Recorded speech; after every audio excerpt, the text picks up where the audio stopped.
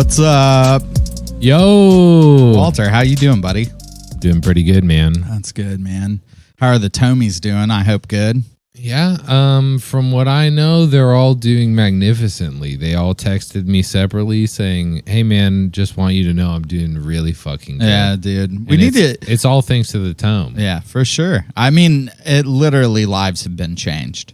I hope so. Maybe not. I don't know. Nobody's told me their life has been changed. But maybe you're sitting out there and you're thinking, my life has been changed. Oh, let us know By if the we tome. changed your life, dude. And what I say to that is put a review on iTunes about us changing your life. Pay it forward Yeah. to us specifically.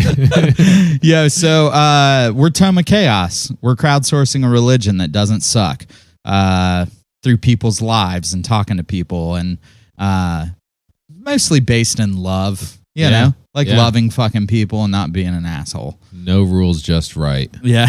Outback Steakhouse style. We're the outback of religions, When dude. you're here, you're family. Just a neighborhood religion. Yeah. We've got the meats. Over 1 billion served. dude. No, so I think that I'm pumped. We got your brother here. Yes. You in the studio in the flesh, which is True. pretty rad, because last time we talked to you, you were in Jersey. Over the phone. Very true. Yeah, what happened, dude? Did the tome change your life and you Yeah, moved to Columbus to get closer? The tome changed my life. I was evangelized and I had to move closer to the church.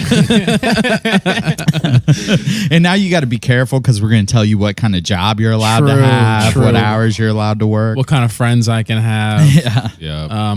Yeah. COVID fucking sucks. I'm in Ohio now. Is that the whole reason? No, but that's why I was planning on moving here, but I was delaying it. I was gonna do it in about a year, and then shit just happened with my job and with my living situation. It just Yeah. made more sense to come out now. Jersey's fucking expensive, It's expensive as fuck. dude. Yeah. Well, tonight it's rad that you're here though, because we're going to talk about your big brother, True. That's which me. is rad. I'm his big brother. Just Walter. Just Walter. Yeah, dude. So I'm stoked. I think that from doing my episode, like there was like a pouring out people really dug, and they like I think understood why we were doing this more. You know what I Yeah. mean? Like, why would these dudes want to get together and fucking like talk about spirituality and religion and like learn things and shit like that? Like, and like people I think also felt closer. You know what I mean? Like we weren't just assholes who like Yeah. talked about shit together. You know, like it was like, oh, they've been through shit too. You know what I mean? Like, and it put names to that shit. Yeah, I think So- that makes a lot of sense, like knowing who someone is. Like, I mean, I feel like my wife, Teek, does this like every couple of years.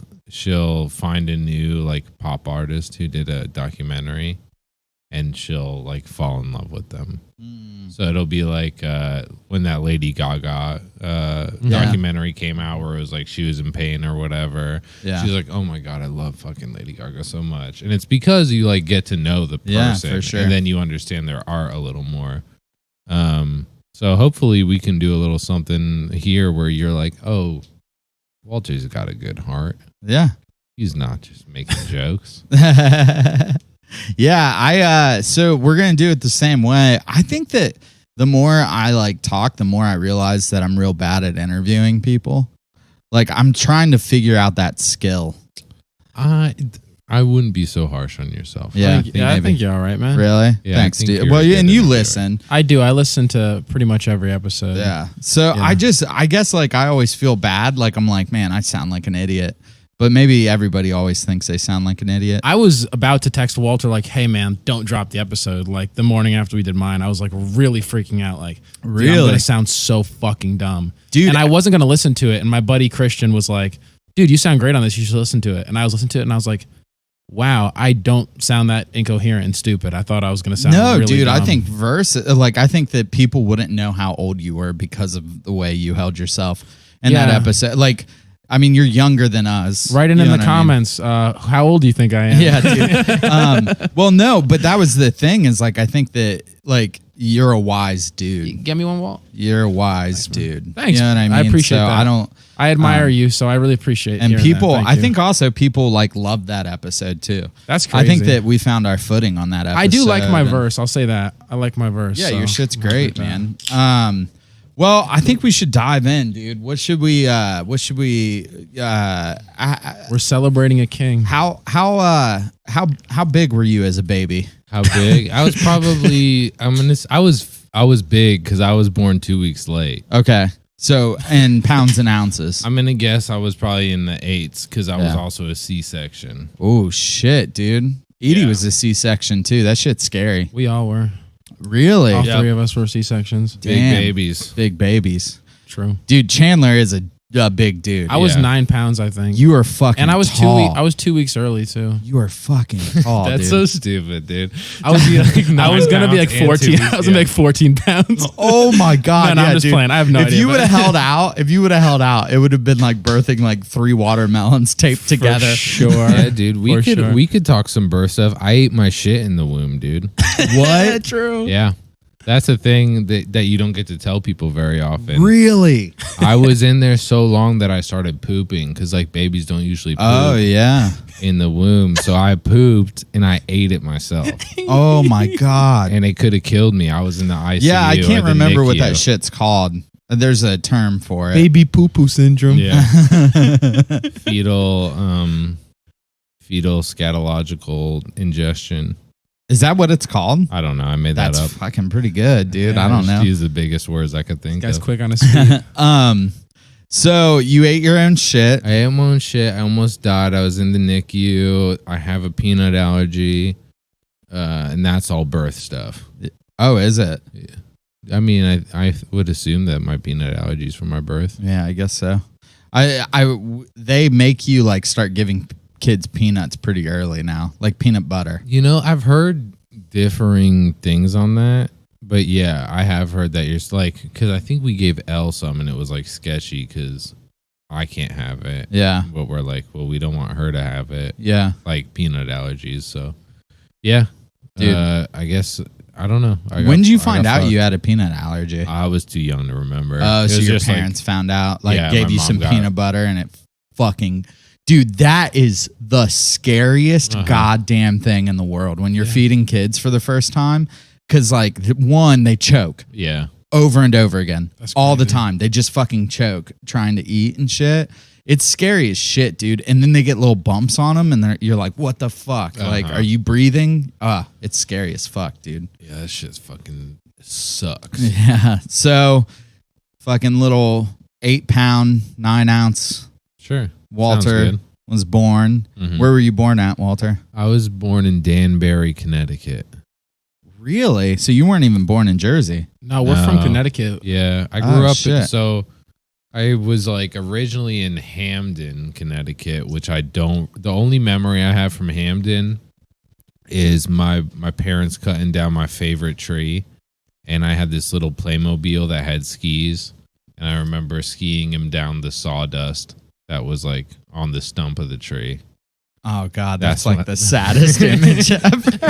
I just remember thinking Just about. weeping. Dude, Like- I was so sad. I was just thinking about how much I loved the tree. oh my God. And then we moved to Stamford, Connecticut. My dad sold drugs, so we were able to get a really nice house. Oh, did he? He worked in pharmaceuticals. He was a pharmaceutical. Oh, sales I rep. thought you meant he fucking actually. He was a sold pharmaceutical drugs. sales rep. Okay. I mean, what's the difference functionally? For sure. I mean, So he did that. So we had money. So we lived like by the beach in like a nice area, for a while till I was like 16.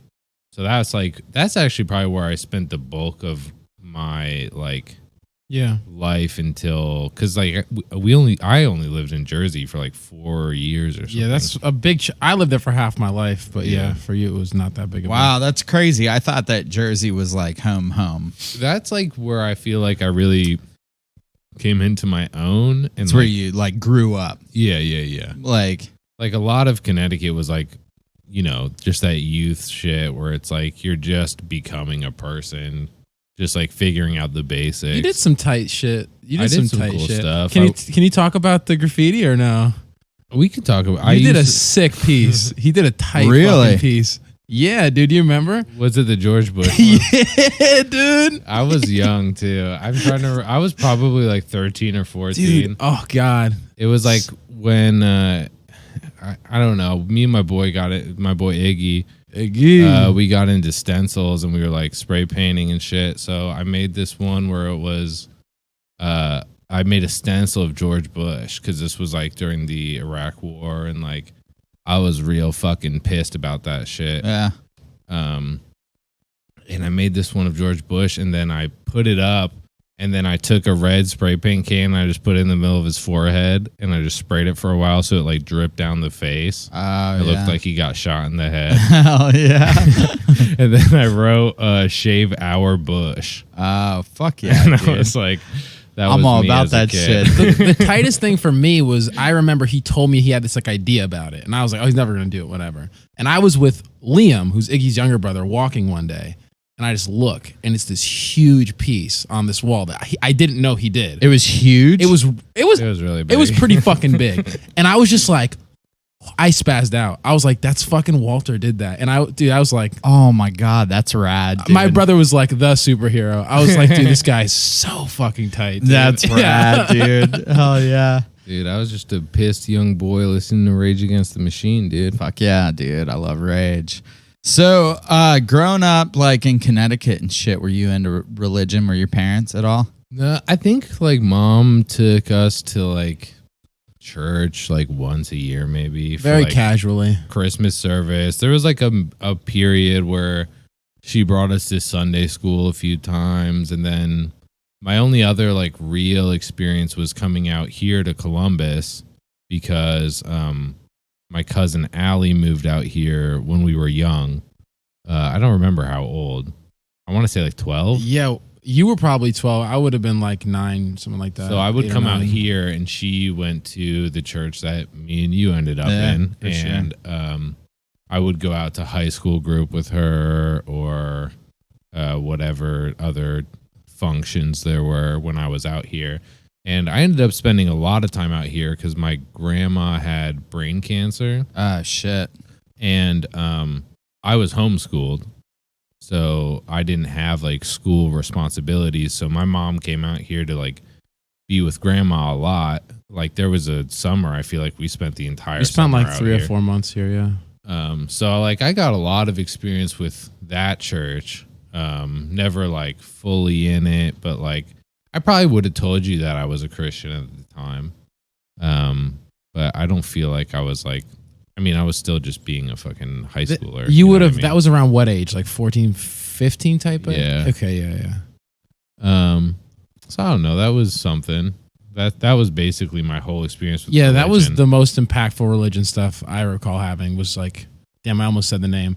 But yeah, coming out to that church and like going to like high school group with Allie or like they used to put me in like the young kids group and I didn't know anyone there. Yeah. But like you'd just be up for the weekend. It would be like, I'm going to church during this weekend. I'm here. Like, fucking okay. Yeah. And I mean, so going through that with your grandma having brain cancer, was that a thing? Was that hard?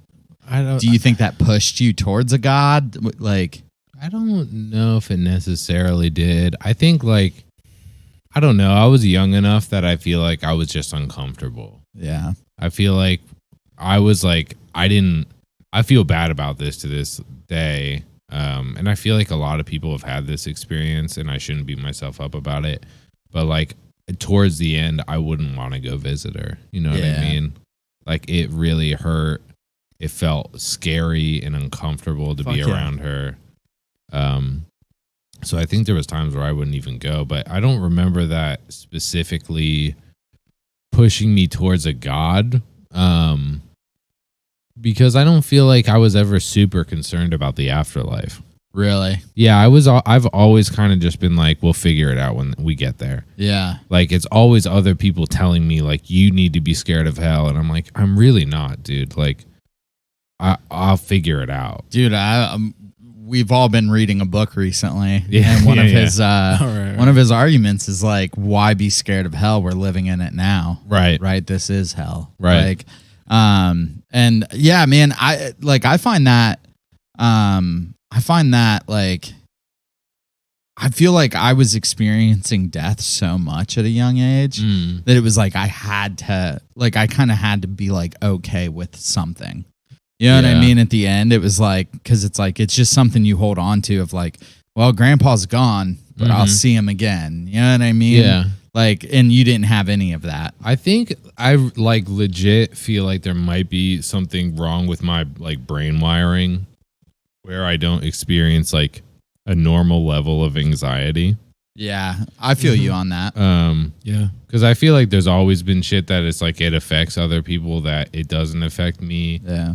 And it's not like that was the only person who died in my life. Like there was others. Yeah. It just like my aunt, my grandpa, my dad's side. There's like people that like died, and it never made me feel like scared. Really? Yeah. Do you like, what were you told about? I don't even want to stick on the death thing, but what were you told about? I guess as like a kid who grew up in a Christian household, it was like always like, oh, they'll be here, you know? Mhm. Like, thank God grandpa accepted Christ right before he died so Yeah. he can go to heaven, you know? I think my mom was like pretty like there's heaven and good people go to it. Like it was pretty basic. Yeah. Because I also remember she had us pray, but it wasn't to like Yeah. I don't feel like it was specifically to Christ or like a Well, Christian God. I mean, like mom was Christian, but not in the sense like you said that it would be like, oh, thank God they accepted Christ. Now they're going to heaven. It was just like People go to heaven. people go to heaven. Yeah.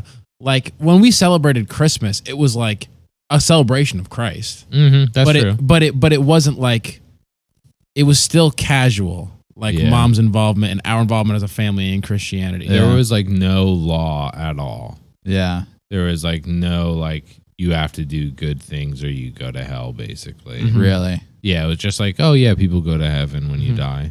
There Oh. was never like the fear aspect of it given Yeah. to us, I feel like. Dude, I think that you're better off for that. I think that so. shit, you know. I think too, like talking about that anxiety thing, like I feel that way sometimes about like not being anxious. Mm-hmm. But I also think that like I'm married a very anxious woman, Mhm. like who struggles with it. Mm-hmm. So like maybe I just am like, maybe I'm like, it's not Normal. like, I don't want to say normal.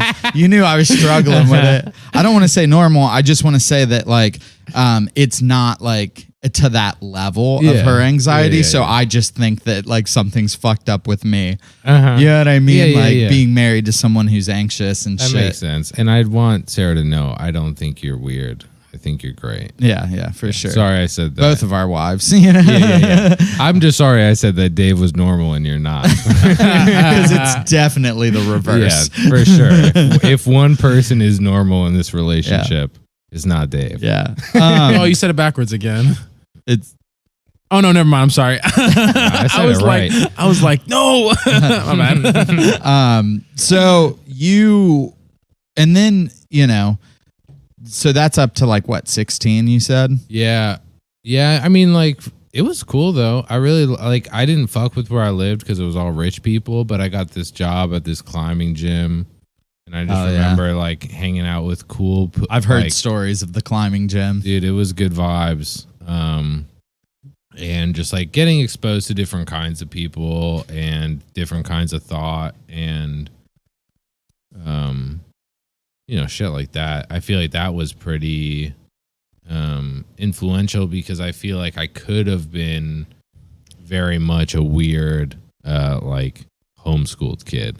You know what I mean? Yeah, dude. That's a whole It nother happens. thing. Dude, and me and Chandler know better than anyone because like when you grow up as a homeschooled kid, who do you Yeah. think you hang out with, right? Other homeschool kids. Yeah, bro. Well, And were so- you guys a part of a group? Like, did you have that Yeah. kind of thing? We were in a couple. Like, yeah. Like, because I know a lot of homeschools would be like, we need to build a group big enough to where we can like play sports at the high school or something. You know what I mean? It Like, they wasn't would do quite shit that, like but that. like it was less of, I guess, less of a group Mhm. and more of a community. Like, Yeah. our friends Ingmar and Liam, we've mentioned already, like they were other homeschoolers that we just knew because they were in the community of homeschoolers in Connecticut. Yeah. Which also was like, there were much less homeschoolers in Connecticut than New Jersey. So like it was more of a tight knit group across the whole state because it's also a small state. So, you met the people that might be like your typical, what you'd expect from a like homeschooler. And there's also like the people that you're just like regular dudes. Yeah. I think before we move on to Jersey, the one thing I do want to talk about with that whole process of like probably 12 to like 15, 12 to 16 was just like, I was a very depressed, like emotional kid. Oh, at that were point. you? I spent a lot of time alone. Like, what was in my room. depressing you? Like existence. Really? I know, yeah, dude. Yeah. Just like the fact that there wasn't answers, like depressed me. The fact that there weren't answers. That's how I felt. I felt like it was like, there's no meaning to life. Yeah, like I was like very nihilistic at that age. Yeah. Of just like, what's the point in not just killing yourself right now if everything you ever do just amounts to nothing, right? Like, Yeah. I mean, what's the old like thing people will say is like some of like the greatest baseball players of all time, like you could show even someone like me and I'd be like, I don't know who that is. Like you can achieve really great feats and people will still forget your name. You'll still be fucking dust in the end. Yeah. And if the whole planet's leading to eventual collapse, then everything in like every minute detail all amounts to nothing. And I just would like, I would think about that. Damn. And just get fucking bummed out. That's so that shit's deep and heavy, dude. I mean, especially at a young age of like, I think that maybe the majority, and I'm speaking from my experience, but maybe the majority of children who are like depressed and, have thoughts of suicide or whatever, a lot of times it's because of like an outright pain, you know what I mean? Yeah. Of like to them, like their life and stuff. But to hear you like thinking on this deep level of like nothing matters. Yeah. You know what I mean? Like, I mean, I was given, I think that was a thing with like the homeschooling that was really cool is I was given as much freedom as I wanted to explore. Like it wasn't like it is out here in Ohio. There's curriculums, right? There's yearly testing. They make sure you're still on track, even if you're not going to school. oh, really? I didn't know that. On the East Coast, it's like fucking no check-in. Oh, Like, I got shit. to 18 years old. Nobody ever check in on my education. That's so rad. It was tight. Yeah. But I was also like free to just think all the time. Yeah. And I feel like when you do that and you don't have people to give you the answers, sometimes it's scary. Yeah. And then there was also like, there was hard stuff with our parents. Like our house burnt down at a certain point. We ended up living. Jesus I was like Christ, 6 dude. or 7 when that happened. I vaguely remember. I don't know any of this shit about you. I feel like. Yeah, my house. I never think about this shit. You said it, and I'm like, oh yeah, our house burned down. Yeah, our house burnt down. Yo, shout out to Mom. Our house was on fire, and she ran inside to save the rabbit, our pet bunny. That's fucking crazy. Mom ran in a fucking burning house. Well, I to think save our pet. also I just think shouts out to her because from what I know about your mom, she's a fucking hero. Like Yeah, she's she's real just tight. she's a good lady, dude. She's the best. Yeah. But we found out through this, like we ended up moving into an apartment while that house was like being rebuilt. Yeah. And that's when like, I mean, it was like a small ass apartment. Yeah. Me, Chandler, and Connor, our, other our brother, younger Connor, brother. we all shared a bed. You know what I mean? Yeah. Or we had one bed. We had one bed, bro. I'm pretty sure. I know we all shared a room. Maybe I I'm thought off. we had 3 beds. I thought it was like 2 beds pushed together and it was all 3 of us. I could be wrong. The way I recall it, I recalled us having 3 beds and sometimes pushing them together because it's like, it's fun. We got one big bed. But I might be wrong. I about could see that. Yeah. I mean, also just in a small apartment in one room, how many beds Yeah. can you fit in one room? Yeah. Yeah. Like, But because of that, that's when we started hearing our parents fighting. oh shit. And I think that's when I also realized like these guys should get divorced. So Do I you was think like, they were fighting the whole time? oh yeah, Like in the Definitely. big house, but you Definitely. couldn't hear it. yeah, for sure. Definitely. Oh, that's brutal. So like I was 12 also being like, I wish my parents would just get divorced. Damn. Yeah, I've thought that when they were married, I thought that as long as I could remember being alive, like they Mhm. should get divorced like ASAP. Yeah. Yeah. Damn, Um, dude. So that was like another layer of like the whole like what's the point of existence thing where it's like even if you get to the end of this stuff, it's no guarantee, right? Like you could end up having a relationship that goes really fucking sour. Yeah, dude. Well, and I just as a kid to like think that, you know, it's like a 180 that quick. You know what I mean? Like Mhm. you go from like this big house where everybody's happy, at least in your head. Yeah. You know what I mean? And then you like move into an apartment and that's the first. You're like, damn, this is out of the blue. You know what I mean? yeah, I'm yeah. sure you like, you know. She did a really good job of like making shit seem cool to us. Really? Yeah, she like there's a whole bunch of stuff about our dad that ended up coming out in the divorce stuff that like Yeah, we never she knew. had completely hidden from us. Really? And she kept us real busy in that little apartment too. Oh, for sure. So much like arts and crafts and just all day. Yeah. She Dude, took she's care a of hero, us. man. She She's was- rad. Yeah. She's you know, I don't get along with my mom, so I like grabbing other people's moms and being like, that's what a mom, like, that's a mom. Yeah. You know what I mean? That's what, like, Right. that's something my wife would do, and she's a great mom too. You know, I think that shit's cool. You Fuck know? yeah.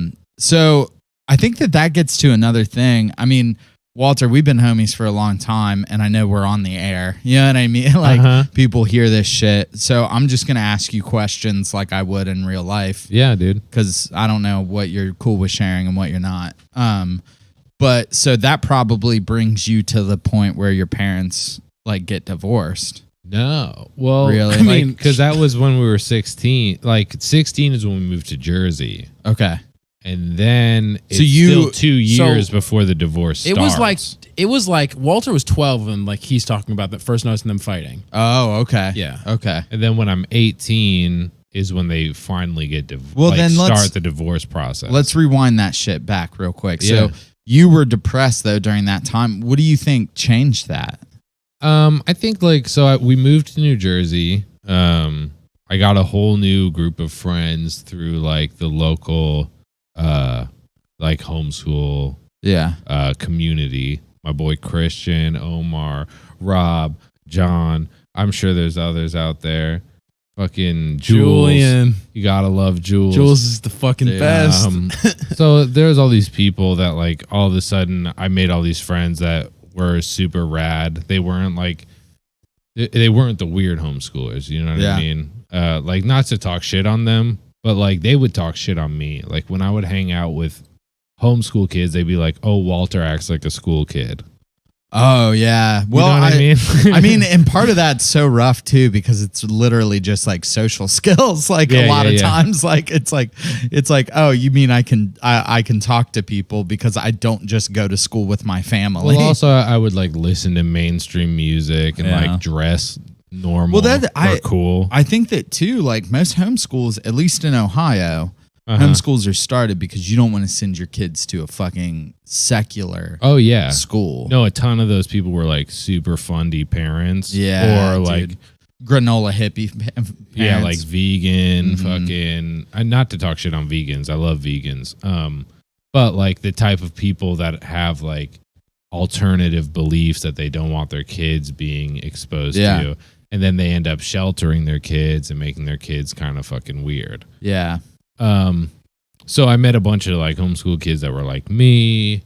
That made me happy. I, skateboarding with them, being friends. Like things just got better. We were in a band. We had fun. Yeah. Found a girlfriend, which, as you know, that'll fucking change some things for Yeah, you. dude, for sure. Took you away from the church. Yeah, dude. Yep. uh, Start fucking. Yeah. Yes. You can't love God when you're fucking, dude. True. Well, and I think from what I know of at least Rob, Mhm. is like he's another deep dude. Oh, he's yeah. like very deep minded. Definitely. Doesn't have problems with asking questions and shit. So I'm sure that helped too. Is like, And he was like, I mean, he was literally like another brother to me. Like Rob was family for us. he was at definitely. our house like 5 nights a week. yeah, that's rad. He would sleep over 5 nights a week, just hang out. We'd shoot the shit, talk, skateboard, work on music together. So yeah, that shit was awesome. I think Yeah. like one, there was like the aspect of I had friends that I could have fun with. Whereas like in Connecticut, I was like kind of on the outside. Like I would hang out with people from the climbing gym, but I was like the young kid. Like I was young and everyone Yeah. else was like grown-ups Yeah. that I was hanging out with. Like I was employed illegally at that climbing gym. Shouts out to illegal workers. Dude, it was rad, dude. I Yeah. have no regrets. But these people, like, I was like actually friends with people. Gotta say, shouts out to JML, to Justin. I forgot about him. Oh, Justin. Got it. And Jeremy. Shouts out to Jeremy, And Jeremy, too. true. Dude, there's so many homies. It's hard to get them all. Yeah, that shit was lit. But yeah, I don't know. I did like all that stuff. It made me feel fulfilled, especially having a girlfriend. Like you have someone else to care about, to think about, to invest in their problems. yeah, your them problems invest in become a little yours. smaller. Right? Yeah, Like, your problems become smaller, and like you also have someone to support you. You're able to think about someone outside yourself more realistically. yeah. So that I think that helped a lot with all of the like existential dread shit because I had a purpose at that point. When I was like 12 to 16, I felt like completely purposeless. It was just Yeah. like fucking floundering around. So I think that's where things changed for me, and that's why they changed. I think that's what you asked. Yeah. Yeah, well, and I think that so that gets us to Jersey, which is the most I probably know about your life up until we met. Right. You know, is like Jersey years. Yeah. And even that, I don't think I know a lot. Like I don't know. I know that you and your dad have a fucked up relationship. Yeah, we don't talk. And I don't even know why that is, really. Yeah, I guess we can get into Or what- that. Yeah, because I think that this stuff forms you. You Yeah, know, for and sure. I don't know, how real you want to be. I'd see no reason not to be completely honest about this shit. Yeah. Basically, so my parents decide they're gonna. So my dad was gonna move to San Francisco because the reason we moved from Connecticut, from Hamden to Stamford, and then to Jersey, and then we moved to Morristown. Like we were moving around and shit. And it's because when you're in the pharmaceutical industry, you end up moving around. He was going to move to San Francisco, Yeah. and we were supposed to go with him. And I was like, fuck that. I don't want to go. I think you and Connor echoed similar sentiments, maybe not as intense. I was bummed, but I was down with it. Uh-huh. Yeah. And I think my mom just decided like this was the point to cut things off. And she was Yeah. like, we're not coming with you, Yeah. essentially. Things got significantly worse. I wouldn't want to speak for my mom. It's her story to tell, I think, in some extent. But Yeah. things got worse. She confided in a friend of hers who pretty much talked her through the process of finally leaving her father. Yeah. Okay. Yeah, I don't know if I want to speak for her, but it got worse. Yeah. I mean, like- I only want to hear from your point of view. Like what, Okay. because like shit with you and your dad had to go wrong. So here's what I've got, right? As a kid, I dreaded hanging out with my father. really? Yeah, because I knew one, there was always an agenda. Like he had shit he wanted to bring up to me. Yeah. So it'd be like dad and son time, but really it was like I'm going to give you the talk about sex. I'm going to give you the talk about this. But those were the only time he was hanging out with you. It felt like that, yeah. And I also remember getting the sex talk like fucking 6 times.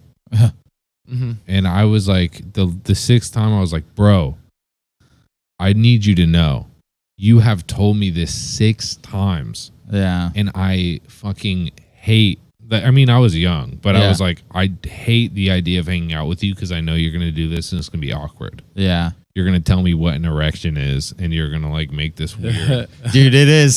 Tell me had what that an experience. erection is. Dude, it's so awkward that like I don't even know how your dad did it 6 times. I've had the talk with Dre. Oh, I'll and tell you're you how just he like, did it 6 yeah, times. dude, it's just like I really want to know if it's the same as the one he gave me. oh, dude, let's which he compare. which he fucking gave me erection he gave me stories. really late. Like I had already like not had sex, but like been pretty like active with girls at that point. Uh-huh. Like, I was like, Well, that's 'cause yeah, dude, I fucking- know what that's 'cause- boners are. That's because Walter fucking scared him off, dude. He was like, Yeah, that's probably true. he was like, he gave it to me like probably a little after the appropriate age too, but yeah, dude, it's rough. I took Draven to Taco Bell. We sat in the car Uh-huh. in Taco Bell's parking lot and talked about fucking erections and boners. And I was like, you know, I want to do things differently. Like my dad was like, when a man loves a woman, and it's like, fuck that, dude. Like anybody can have sex. Yeah. You know what I mean? No matter who you are, like you can have sex. And like, I was like, you know, like, how do you explain like boner? Like, it was just fucking brutal. Yeah. It's brutal. Yeah. So the fact that your dad had that conversation with you 6 fucking times. it's a little thing I like to call alcoholism, Okay. True. and it destroys your memory. Yeah.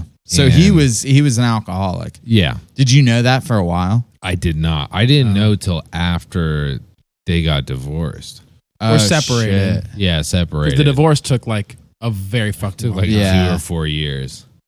Yeah, it took close to 5 years to get done to my insane. to my Jesus memory. Christ. It was a really bad one. It wasn't one of those like amicable like 50-50. It was like a Dude. fucking fight.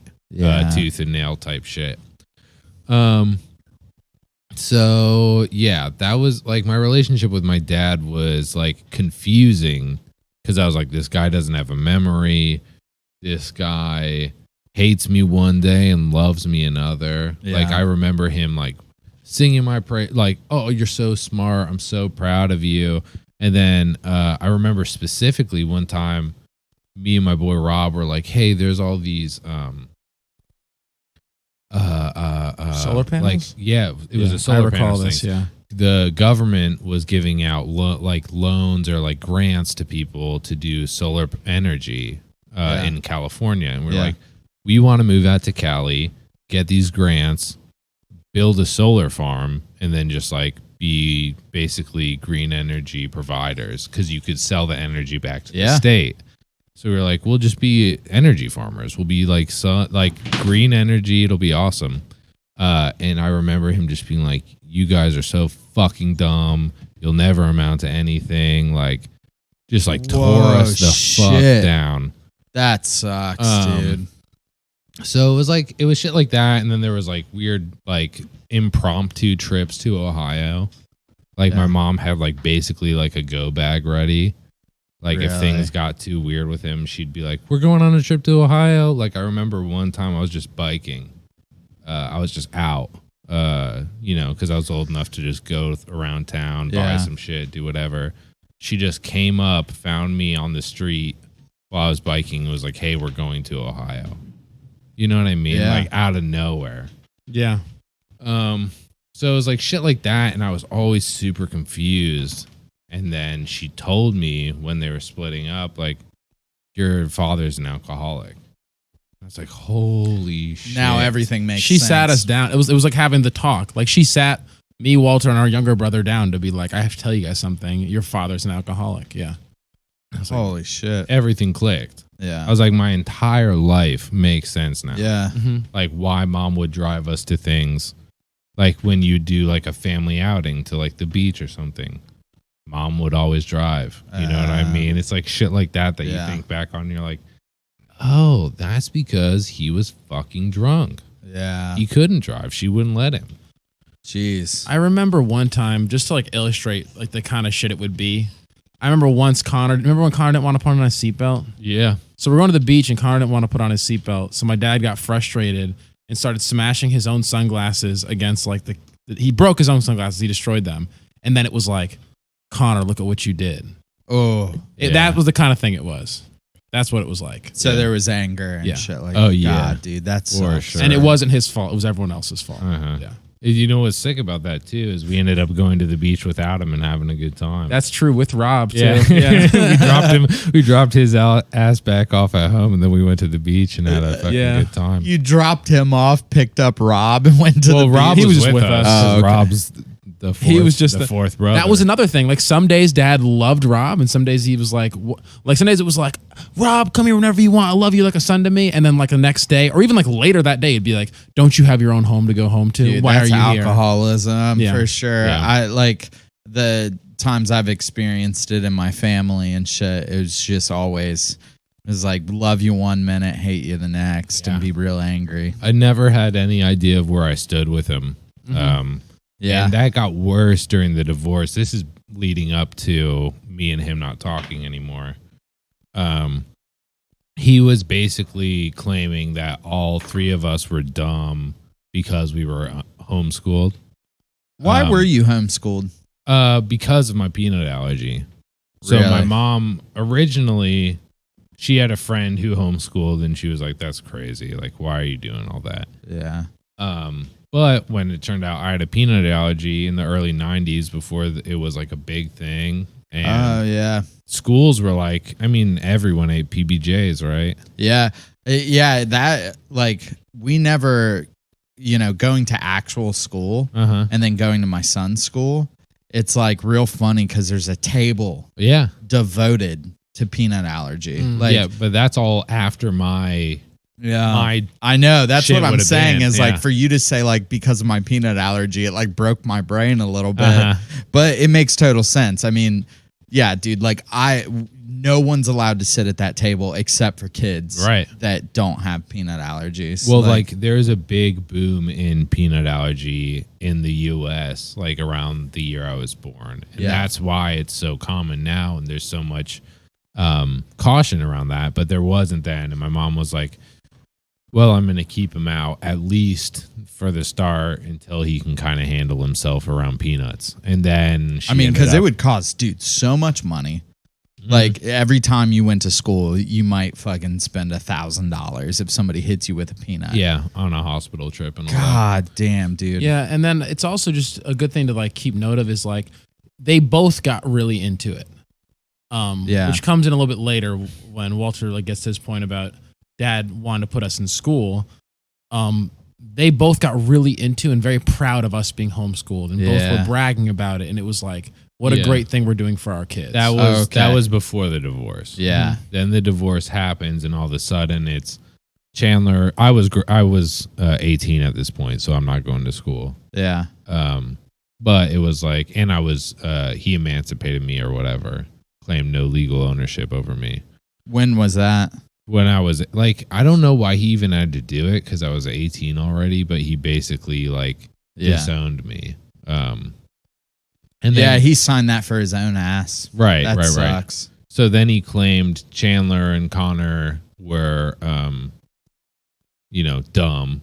And I was evidence of that because I didn't have my GED or, my high school diploma. So and he wanted them to go to school. I think it was all out of spite or Yeah. to pay less money in child support. I think it was just wanting something to hang on to as like a gotcha. Yeah. Like he knew he could fight her over that and blame everything on that. And it was just like, all right, this is everything I have. This is it. Yeah, my kid doesn't have his GED, so clearly she's a bad mom giving Right. me all my shit. So he was talking shit on me in court, and then when I'd see him in person, he'd be like, "Oh no, dude, I'm so proud of you. You're such an intelligent guy." And I'm like, "Then what the fuck?" Ugh, what a piece of So shit. it was this two-faced bullshit, and then my brothers had to go through shit because of that, which made me hate him because, like, obviously I'm gonna love my brothers and my mom, and Yeah. somebody coming after them and be like, "Fuck well, and you." you were probably quickly becoming like the quote unquote man of the house, right? Like Probably. also, like I don't think that you can put that off of like, You'd have to ask Chandler. I Yeah. guess. I mean, well, it's just What like my your role dad's was. your dad's fucking leaving, and you're the oldest one. Like Yeah, I just don't think I really took that role very well. I honestly think that ended up happening to me because you ended up leaving too. Mm-hmm. So like by the time it was time for that, it kind of ended up being my thing. Yeah. Mm-hmm. And you had a lot going on for yourself at that time too. Like you had a lot going on. Like that would have been a lot of stuff to take on for you with everything you already had going on in your personal life. What was going on? I don't know exactly what Chandler's indicating. I guess that was just the time. I feel like things got dramatic for you in your life. When me and my girlfriend broke up, and Yeah. I was all fucking You went back depressed to and shit. depress. Yeah. Dude, I was right back there. Yeah. Well, and that was during the divorce, Yeah. So okay. which is brutal too. Yeah, my dad comes. We move into a smaller house. My dad comes over. He's obviously drunk. We have a big fight. That's not the end of it, but that's the beginning of the end of our relationship. I tell him I want to go to school for music engineering. He says he can't give me any money because I just asked him for like half of the first, Now, did he still have money at this time? Yeah, Yes. tons of money. Really? Yeah. So you guys, real quick, because it seems like, so you move into that small apartment in Connecticut. Did he not have money for a bigger apartment? That was paid for by the insurance company. And then we got a big house when we came back. And then Jersey, we had a big house too. Oh, Because really? he could afford that shit because he was a pharmaceutical rep. So being an adult now, you would say that you lived wealth. oh, yeah. like we in had wealth. fucking money. Yeah, we've lived. Yeah, for sure. Really? Yeah, Okay. I didn't know that. privileged lives. Yeah. Which I think that's fucking incredible, knowing both of you dudes and where you've landed politically. I just, and Right. just like, Well- and with human rights. Well, you got which to I think we'll about get. like we went from that to our mom's car being repoed. You know Sweet. what I mean? And I think I think that's where we're coming up on and some of that shit. So sorry to interrupt. I just think that it's incredible that you two both landed where you did with human rights and politics growing up in a wealthy, yeah. Well, I Like- mean, I think a lot of that has to do with her mom being like a very caring and loving person and Yeah. giving us good morals and, keeping us grounded in a lot of ways. But yeah, so I asked him for this tuition money. He was like, I can't do it because of this shit. And I was like, you're lying to me. You say this in person, you say this. And it all kind of boiled over. And I was just like, fuck you, I'm done with you. So at this point, you're living in a small apartment with your mom. Not a small house, smaller Small house. It was. Yeah. It's a chill house, dude. Yeah. Yeah, it's a fine house. Yeah, that was a good house. Yeah. And your dad, who's wealthy, was telling you, like, He's in California, I'm not doing shit for you. divorcing my mom, saying I couldn't get a job because of some shit. I wanted to go to school. He didn't legally have to put me through school. I was just asking him to help me out, and he said he wouldn't do it till the divorce was finalized. This is 2 years into the divorce going Jesus on. So it's like, Christ. I don't know when the fucking end of that is. I want to go to fucking college. Yeah, at this point, what's regular for you is your parents getting Yeah, divorced. yeah. Like, that's the most, it's like the process of divorce is what's life. And for it was real. all boiling over. Like, I had gotten my GED. I had gotten in the fucking top 10% of people who take the GED. Like, I Hell got yeah. really good fucking scores. And he didn't acknowledge this shit. You know what I mean? He still fucking talked shit on my brothers, tried to say they had learning disabilities, whatever else. Yeah. which is super untrue. And we did similar things of taking tests and then showing that we were like above anyone like in our district, like Yeah. that we were all like if we were in school we would be exceeding and like be honor roll. Yeah. So I was just like, fuck you. And then I stopped talking to him basically. And that was Yeah. it. That was when I was 20. So it's been And that's like been it forever. 9 years. I Have you haven't talked to fucking him at talked all to him. since then? I sent him one email or maybe two before I got married. Basically saying like, hey man, I'd like to have a relationship with you again if it could be healthy. Like, I'm trying to reconcile things and, you know, whatever. But in order for that to happen, here's what I need from you. I need you to admit you have a drinking problem and get help for it. I need you I remember to, this email now. that Yeah, you're because we talking worked about it. together at Yep. the time. Yeah, I remember you sending this shit. I need you to apologize to these certain family members. I don't want to like name them specifically, but Yes, I there know, was yeah. people that he had that are like tangential to this whole thing. You know what I mean? Which, by the way, he still attacks to this day. Like literally to this day, he still is attacking. like not my brothers, not my Yeah. mom, like extended family. people who barely have anything to that do with what's he going was on. Yeah. Yeah. fucking brutal to these people. God. And I was like, you need to apologize to those people and my brothers and my mother and get help for your alcoholism. And he Yeah. just was like, basically like, your mom's brainwashed you. And I was like, okay, that was my attempt. Good luck. Mm-hmm. And there's been no change since then. So it's like, if anything, it's gone worse. yeah.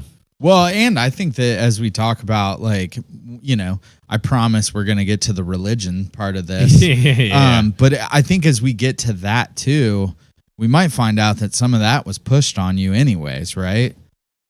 Like I think that you've said in the past of like, you know, the reconciliation with my dad was definitely not my original idea. Yeah.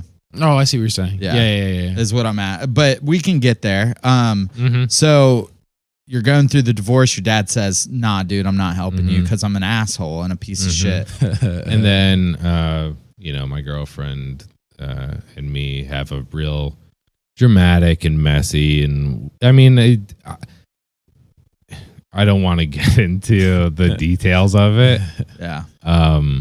It's high school shit. You know what I mean? Yeah. Like But when you were together in high school, that shit's real. We were together for like 3-4 years. Yeah. Like it was And serious. always together too. Like Around each other all the time. Yeah. Super codependent. Like not a healthy relationship, but a very like emotionally attached relationship.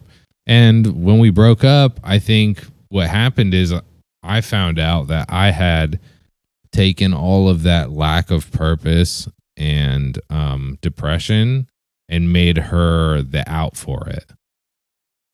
Oh, yeah. Like, and that's not fair to do to a human being. No. That was super fucked up of me. But I had made like our relationship my purpose. And then when that was gone, I was fucking lost.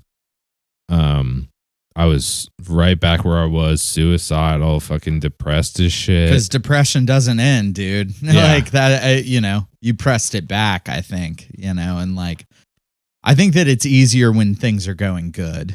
You know? For sure. And then it gets bad again and depression hits. So I was really fucked up over that. Yeah. And that's where the Ohio stuff happens, where I come out here for Thanksgiving, as we usually do. Yeah. I go to now a college home church. Yeah. Because, you know, my cousin's a little older. That's what I get invited out to. And like shit just clicked for me. Yeah. Hope. Yeah, there was this hope. There was people treating me really nicely. Like a lot the same way it was when I moved to New Jersey. Like new group of friends, they're all fucking looking out for me. People are letting me crash on their couch. Like I end up staying out there. My mom and brothers go back to New Jersey. I ended up staying out there just like trying to feel it out. And people let me just crash on their couch. You know what I mean? How old were you? 19, 20. I want to say 20 something. 20. Yeah. Like Somewhere in my 20s. Yeah. probably 20. So I'm crashing on their couch. I barely know these people. They're making me feel super loved. A lot of those people are great fucking people. Yeah, I don't want to say anything bad about anyone in that whole situation. They're great. But I think what happened was I created this narrative in my head that the reason I was so fucked up and so depressed and so sad was because I'd been living wrong, right? When you have this word that's like, here's all the rules. And I'm like, I wasn't listening to any of those rules. And I'm fucking sad as fuck. Yeah. It must be because I didn't listen to the rules. Yeah. And then, Well, and the Bible does a good job of saying like, you're not a good person. right. Yeah. And the only way you can be a good person is through the Lord. Yeah, dude. I think it's Isaiah 64:6 that says, even your good deeds are but filthy rags up to God. And like that shit at the time, that shit resonated. That was with your me. favorite verse. I loved that. Because the ones that hurt the most Uh-huh. become your favorite. Yeah. Like that's what happens is like you continue to push your shit, and you're just like, this is the best verse. I'm going to read this verse over and over and over again, even though every time I fucking read it, it traumatizes me. Yeah. Oh, dude, I know this. Like, this is where we're getting to where, like, you and I have so much in common. So then I was like, okay, so I'm a bad person, Yeah. as I already know. Yeah. Perfect. And this says you're bad, but you're forgiven and you get to go to heaven. And actually, by accepting forgiveness, now you can move forward in love and do all that shit that you wanted to do in the first place. And I was like, that's fucking rad. That's perfect for me. So I fucking do that. People have, my big thing was I had all these problems with, science, evolution, blah, blah, blah, blah, blah. And, the church we were a part of has a bunch of answers to all like the problems you'll have of like, what about the dinosaurs? What about, there's all kinds of shit that you can have a problem with that they have quick answers to. So that helped me enough, right? I'm not saying they have every answer, but it was enough answers for me to say, okay, I'm going to do this. And I remember that being like a super fulfilling and emotionally satisfying time of like, I remember accepting Christ's forgiveness and fucking crying, looking out a window, laying on a couch and crying, thinking about how grateful I was to be forgiven. Damn, so you had one of the ones. Yeah, dude. One of the conversions that is like the incredible one. I can easily count on one hand how many times I've seen Walter cry in my life too. So it's like, oh yeah, that's dude. like a big deal. Like Walter crying is like, damn, dude, for sure. You felt that shit. Yeah, dude. I just think that's like, because I didn't, I don't think a lot of people have that kind of conversion. It's kind of like, it's me, Dave. It's me, God. Are you there? Kind of thing. Right. But to have like a really incredible one that was so impactful. Well, it's that. And then we can't leave out my wife, Teak. I meet her when I come out here this time. I had met her before and I thought she was cool, but it was like, she thought I was a weirdo and didn't remember who I was. Yeah. But I met her again and things just like kind of started hitting. Like we ended up like going on a date before I was a believer and like kissing and stuff. Oh, and it was shit. Like, this is so fucking risque. Oh yeah, dude. I bet Teak was getting so much shit. She might have. I don't know. I can't talk about it, but like I would think that would be a thing that was. We'll have to ask her. Fucking looked down upon. But that was obviously part of the equation. Was I was like, I've met this girl that's fucking rad. Yeah. And she loves me and she loves God. Yeah. And I really respect her. I really think there's a lot of things I can learn from her. So that was another factor in my coming to belief in God, was that this godly woman, I wanted to, to be a part of her life. Yeah. Teak's rad.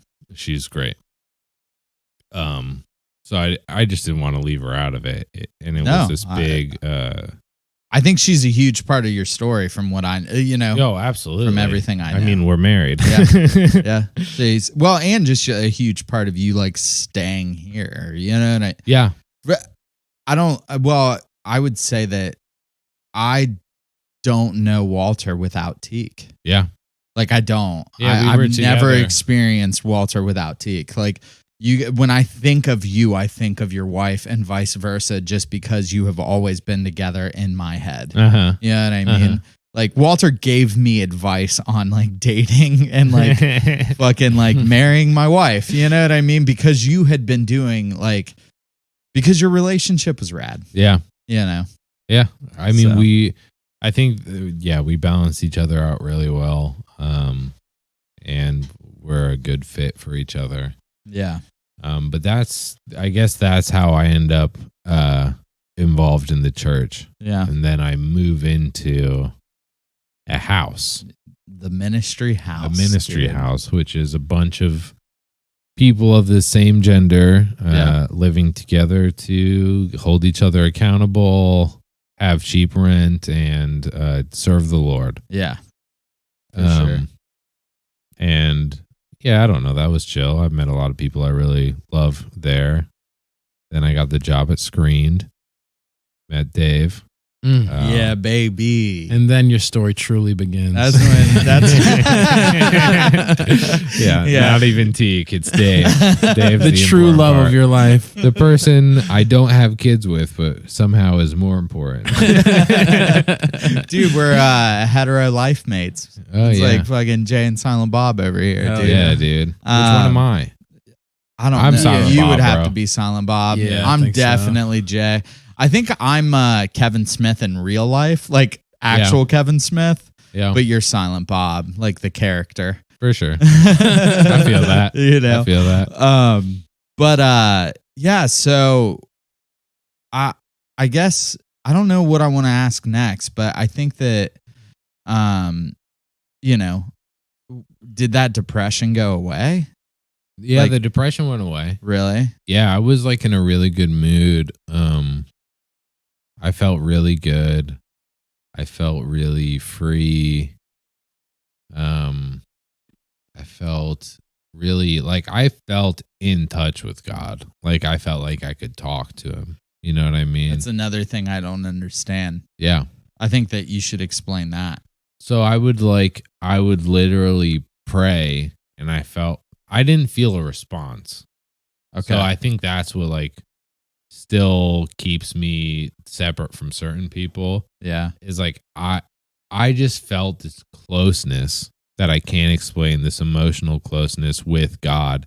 And I would just ask him questions. I would just talk to him. I would Yeah. just like pray and I would just be comforted that he was listening and all that shit. And there was like weird shit. Like I remember prayer meetings. Like Yeah. we would get all together and pray in a circle for things that we thought were important and people we cared about. And I was like, this shit is fucking weird. Well, it was a lot of times it equated to praying for people that you wanted to be a Christian. Yeah. Right. It was always, well, I mean, that's God's mission, right? Numbers Is- game. Yeah, get as many people as Did possible. you guys pray for me? Probably. Oh, dude, I'm sure I'm sure I've prayed for you, dude. Yeah. Like just because as proxy of knowing Walter, That's hell yeah. you know, like the rules, dude. it's Just the rules. love being known, baby. So we did, it was like weird stuff that I had to adjust to, but also like I felt really close to God at that time. And I felt like it was real, like super real. Yeah. And I liked going to home church. Well, it probably also felt a lot different than your relationship with your dad. Oh yeah, I did feel Right. like there was like. So, I don't want to psycho like analysis. No, it's good, like, dude. Analyze, but I mean, I would tell you if you were off, but like there was like, I met one. It was like I had a father figure yeah, that's perfect, essentially, right? yeah, It still was weird to me to imagine that because I didn't have an example of that. yeah, But I did get to meet men who were like good fathers, like dudes that like cared about their families, like people that led in the home church I was in, or fathers of other people in the group that were like involved in their kids' lives and fucking Yeah. hosted family dinners and just loved on people. And I was like, damn, there's something to this, right? Like there's these families that are together here and Yeah. the dads don't fucking suck ass. yeah. You know what I dude. mean? Yeah, They're like a good dads. Yeah. And I just like feel like I didn't see a lot of that growing up. Not only not in my own house, but in my friends. Like there's a few. I'm not going to say there was none, but like I would say more often than not, it was a bad dad and a good mom. yeah. Dad sucked growing up. Yeah. Yeah, So that like, it really made me feel like, oh, I found the thing. yeah, This was why I was fucked up. yeah, This is why the families were fucked up. yeah. Because they didn't have God. Yeah. They didn't know the rules. He wrote down all the rules to have a good life, and we didn't listen. Yeah. Why didn't we just listen to this guy? Yeah. That was my thought. Yeah. So, I mean, you get married, Yep. you Get start married. a life. Get married fast. Yeah. Yeah. Dude, it was a rad wedding though.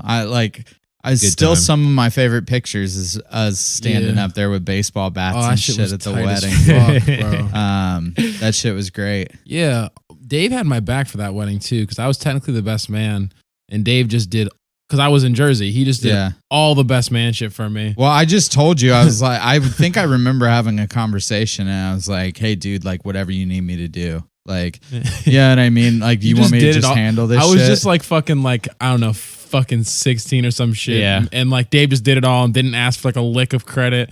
Looking Nah. back, I'm like, dude, Dave, he did everything for me, dude. Dude, being 16 and seeing somebody get married, and like, it's just too, it's like, I think that, you know, there's like an expectation with a church, you know what I mean? And Mhm. shit like that. Like, I'm not saying that like I didn't do it because I just love Walter, but it's like I had expectations to do that shit. You know what I Right, mean? right. Like, so, but also that's when I got to meet Chandler and that shit was great.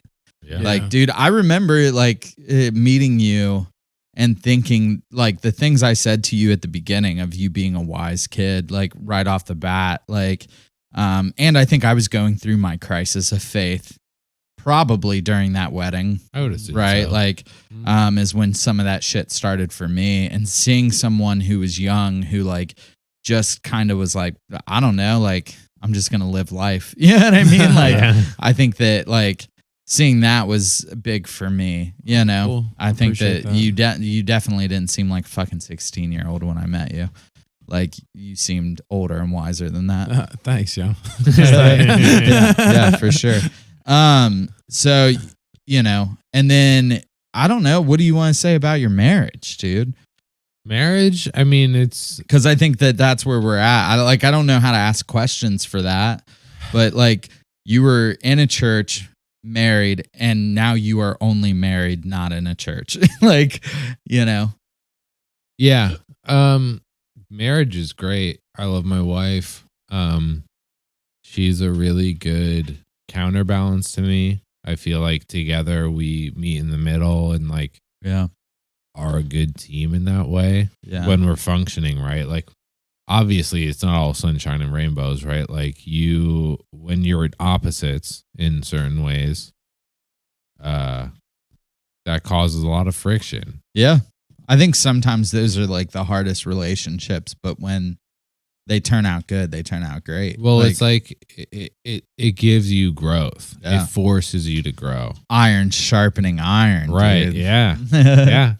And I'm really grateful for Teak and how she's helped me grow as a person. Like she inspired me to go to school, like having the responsibilities of a wife and Yeah. wanting to have a family. It's like I had to provide for him. So I went to school. Dude, I remember that being a big thing when you got married. Like I like a bit specifically of like I want to be someone who can provide in some, you know, like I think that those were the things that before you got married you thought were like those were the hard things for you of like I work at a t-shirt printing shop. Yeah, you know, yeah. like, I was a person that was comfortable fucking off forever. Yeah. You know what I mean? Like when I was a kid, my dream was to be like that guy that like sleeps on his friends' couches. yeah, dude. Like That's I still my remember dream. like imagining That's being sick. that guy and I was like, man, that would be sick just to like fucking get drunk and just crash on my homie's couch and go to shows and playing bands and like not care about anything. Yeah, that dude. sounds awesome. But like I've, it's not, and I found a lot of joy in responsibility and Yeah. taking care of others and having kids and all that shit. So I don't know, like I think my marriage is something I'm super grateful for, and like the focus on growth that it forces you to have, I'm super appreciative of. Like, I think a big problem that people run into once they are out of school, once they're out of certain situations is they stop feeling the need to grow. Yeah. And it's like, even though you don't feel that need anymore, it doesn't make it any less of a need. You need to grow. It's a biological function. Yeah. It's a spiritual function. Yeah. And when you marry someone so opposite you, your flaws are really gonna fucking show. Yeah. Right? Like everything that was wrong with me was made obvious because the person I was with didn't share those flaws. Like if we had the same flaws, I wouldn't grow, right? We'd both just like live in trash together. We'd be like the kings and queens of trash, right? Yeah. Yeah, dude. But- I'm so glad my wife's not like me. It Right. would just be troll town, dude. Yeah, just you and her just like waking up on a couch covered in Cheeto dust. Yeah, Like, dude. This is fine. This is fine. This is a good life. I'm so glad we carved out this little spot on the couch. It's just us upgrading couches to fit Yeah. us like constantly. Like, god damn, dude. So yeah, I don't know. Marriage is fucking rad.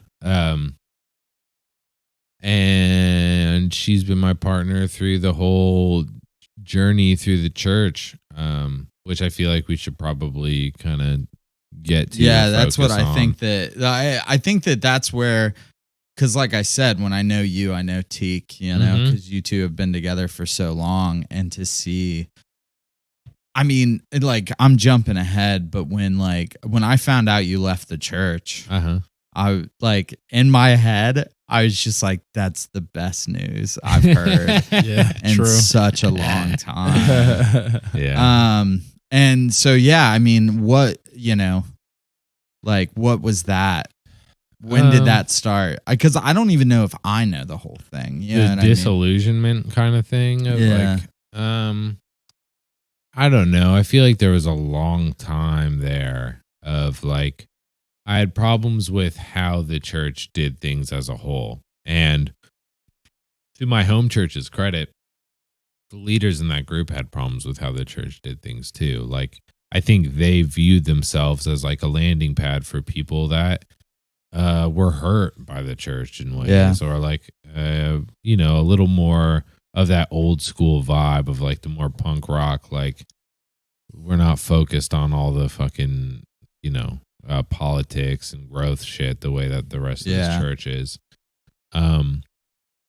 And I just remember like having problems with like people suggesting friends of mine that were struggling with maybe an addiction or something like that, that they should be kicked out of the church, Yeah. and that maybe that's what would be best for them, Yeah. is be left to their own Which, choices. I probably know some of the people you're talking about there. I'm sure you do. And I dude, was like, it hurts my fucking heart. I Like, remember being like, I don't see how that's ever like, that didn't make any sense to me. And Dude. that fucking bothered me. it fucks me up today. Like, of like, it's like, what? Like, I look back at some of those things of like, that person left or that person did something and we excommunicated them, which Yeah. is like a super hard word. Yeah. You know what I mean? And I look back and I'm like, why the fuck did I just stop being friends with this person? Mm-hmm.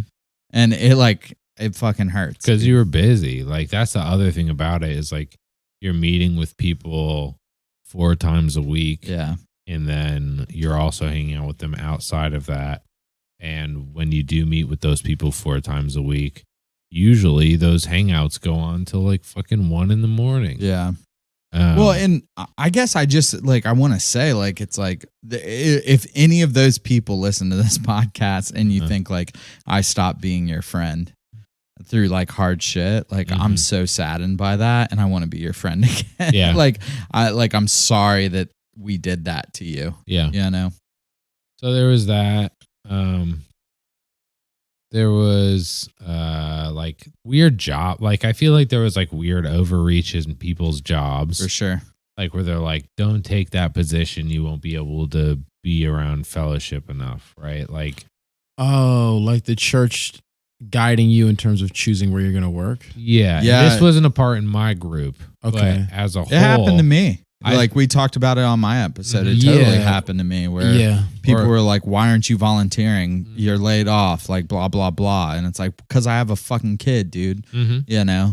My friend who wanted to be a firefighter, they were like, you'll have to be at the firehouse too much. You'll miss too many meetings. You shouldn't do that. It's wrong for you to do that. Yeah. That shit rubbed me the wrong way. So there was that. But there was also like Teak lost her mom while we were together, and that was early into our marriage. And I feel like that's going to consume everything, right? Yeah. So I don't think I was thinking about if I believed God was real or not. I was just trying to be there for Teak. Yeah. And I was also fucking hurt by the loss of her mother because I loved that woman. She was amazing. She's incredible. She was great. So it was like I was distracted for a while on that, and then there was a kid. We had Elodie, who's also rad. My daughter. She's just fucking incredible. Right after that, we found out the same year that her mom passed. We found out later that year that we were gonna have Elodie. Yeah. Or maybe it was I don't know my timelines. But we find out about Elodie, and then it's like, okay, now we're gonna have a kid, and then I'm working, and then I'm staying at home, and I have a kid, and I'm and you worked your ass off. I mean, I do think you did. Like, you can take that fucking away from you, but you went from printing t-shirts to like working a job that has insurance for your family and shit. Like that shit's you did. But I'm not exceptional though. That's no. Like, I'm not saying you are. You can say like I worked hard or whatever. I just like I don't like when people act like what I did is proof that capitalism is a good system. And you know right now that I wouldn't say that. I know you wouldn't. So I just want the people listening to hear exactly what I did is not exceptional. Yes. Walter is a hard worker, but he also is very fortunate and got very lucky. The majority of my success is due to luck, and that's fucking it. Yeah, for sure. And I would say the same thing about myself and anyone else. And I think that, but I do want to say that like during all that, like during everything, you were also trying to figure out like you were becoming what you do now, right? Like going to school. Yeah, I was staying home with Elodie. I was going to school for software engineering. And I was trying to figure out where I fit into the whole God thing. Yeah. There was pressure to be a leader, like a home church leader in the group because Teak wanted that. I had fucking no interest in it. Yeah. I really did. I was like, and the point I was at was like, if God wants me to do that, I will do it. But on a personal level, I have zero interest in that. Yeah. I don't want to be a leader. None of that appeals to me. The work doesn't appeal to me, but I was doing some of the work because it's what was expected of me. It's what you do. Yeah. So I was going to these classes, learning more about the Bible. Were we in LTC together? I don't think so. Maybe. Okay. I just went to one of them. I only did one. I failed out. So, dude, I failed my first attempt and they had me retest. Yeah. Wait, what is this? I would like. It's called leadership training courses or classes or something. Gotcha. And basically, you go and like honestly, some of it's rad. Like you learn about other ancient religions. You learn about it's like they pitch it as seminary level classes. Mm-hmm. So when you get out of that, then you can like lead a home church. You know what I mean? You can be the top dog in a home church and shit like that. Yeah. And some of it was really cool, but also it still came down to this like high school bullshit where you had to memorize verses and shit by the number. And like I had issues with that. I'm a history buff. Still can't tell you dates. You know what I mean? Right. Like and shit like that. So I failed out. Like I would fail constantly, even though like when we would do like long writings and shit like that, like it would be good. Yeah, you'd smoke it. Yeah, but that was the whole thing. So you learn all these different views, but you basically learn what our church's view of those things are and what your view should be. Yeah. is what it is. Mhm. It's like, and you fucking ditch on everybody. Rob Bell sucks. Fucking, which he does. Rob Bell Sure, sucks. yeah. But like a ton of other theologians and shit like that. It's What's like a we don't theologian? somebody who studies religion. Okay. So like you would shit on all these other theologians and be like, this argument's dumb because Here's of why this. Calvinism's bullshit. Exactly. Like okay. Calvinism's bullshit. You can learn about a little bit about Buddha and shit like that and why that's bullshit. Here's why all the Gnostic texts are not valid. It's like the For real. opposite of what you're doing now. I've literally read the Gnostic scripts, like the book of Timothy, or no, the book of Thomas and shit like that, like all these other like extra biblical things because of them. Yeah. You know, and then you would shit on them and you're like, this can't be in the Bible, blah, blah, you know? So you were doing that. You were going through that leadership shit. I think, okay, we'll get to what kind of like how the fall from the church really happened. Yeah. So Hopefully that worked. yeah, I mean, I can leave in the part where I say I was going to go pee. Yeah, Doesn't I don't matter. care. You guys can hear that. I pee. Hey, I'm People a human. pee. I know you Dude, when think we I'm start so the- special. Not even a human. No, I pee just like you. Dude, I mean, people are going to know if we start live streaming our episodes that me and Walter piss like twice an episode. Yeah, we have small bladders. Yeah. I don't know what to say. Yeah, dude, it's just what it is. But okay, so I think I'll just like get into the series of events that led me to leaving the church. Because I was busy, things were fine, things were chill. We go to an adult group. That was chill, that was fine. We end up splitting. So that's like two splits, right? So Yeah. I need to explain that, I guess. Yeah. When in our church, what you do is like you grow as much as you can. And then once you hit a number that's too big to meet in one house, basically, you're like, okay, let's split, which means you make 2 groups out of 1 or you make 3 groups out of 2. We do that. I lose some friends. Yeah. That's painful. Because those people that were in your group, you see a lot less if you see them at all. It's weird too, because you like share the most intimate shit of your life with these people. Yeah. And then it's just like now you're not really close anymore. Sometimes you go to a different, like, our church was split up into like central teachings and shit like that, where it's like now you're going to a different big meeting. So you don't see this person ever. Yeah. And they know your deepest, darkest shit. Mm-hmm. And then you're expected to do that again with brand new people. Yeah. And then you split again. Yeah. So then we split again, and basically I end up losing my closest friends, one of which comes with me and then goes back to the other group, Yeah. one of which comes with me and leaves the church. Yeah. It's just like, no, I tried this shit, fuck it, it's not working for me. Yeah. So that kind of leaves me on an island to an extent of like, not that I disliked any of the guys I was in group with, but I wasn't close with them. Yeah.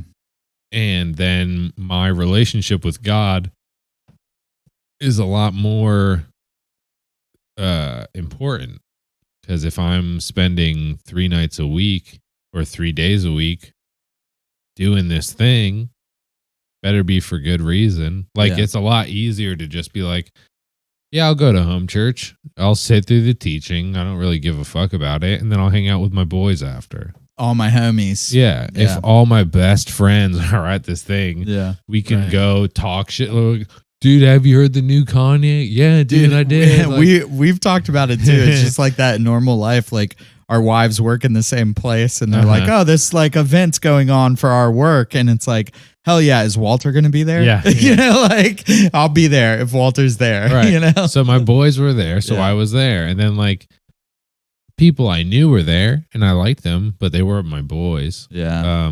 There was like a tension, there was a distance, and then my relationship with God came a lot to the forefront. In the midst of this, I'm doing a lot of learning and growth on I guess social issues, on political issues of like transgenderism, of fucking leftist politics, of Which I think that this is like a funny time too to put a pin real quick is like when Chandler was when you were sharing about Walter's fucking like George Bush spray paint shit, I was like, damn, that's crazy for Walter. Cause when I feel like I knew you, like you had these social rights and stuff and like you had these views, but you were not interested really in politics at all. I was really disillusioned. And I mean, that's the fucking Democratic Party, man. Yeah, for sure. Don't get me wrong.